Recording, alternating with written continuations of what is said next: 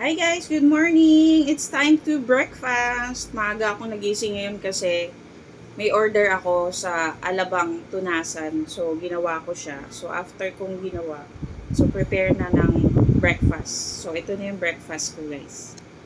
So, meron tayong lettuce, kamatis, and pipino.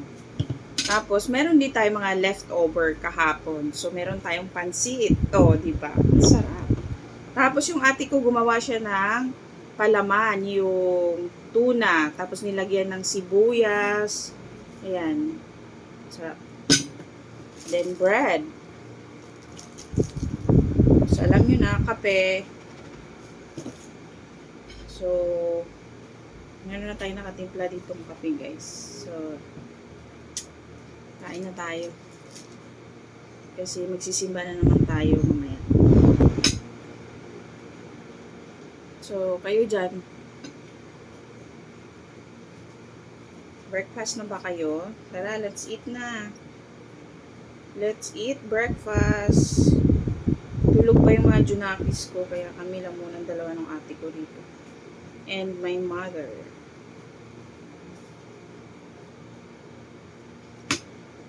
So, after natin lagyan ng palaman, nalagyan natin ng lettuce. So, nagkakamay lang ako guys kasi ako naman kakain nito, di ba? Lettuce, after lettuce, kamatis, ang lalaki ng kamatis ko guys yun. So, tatanggalan natin ng buto pagka nagagamit tayo ng kamatis. So, ang lalaki pang, ano talaga to, pang pizza, ano. So, lalagyan din natin ng pipino. Favorite pipino. Hindi kami nawawalan sa bahay nito kasi dahil sa salad namin and sushi.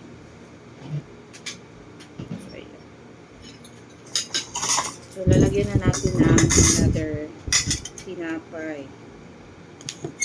So, ayan na siya guys. Crap.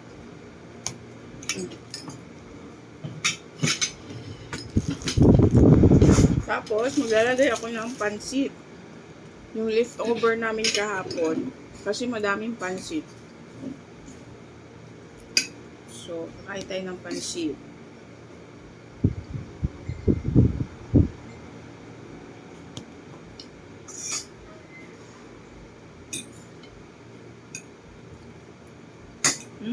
Sarap pa rin.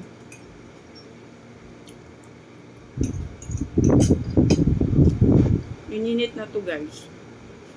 Nakainit na siya. Kain na.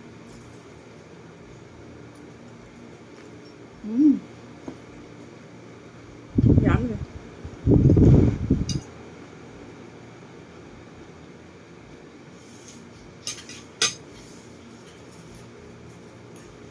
Tapos may kape.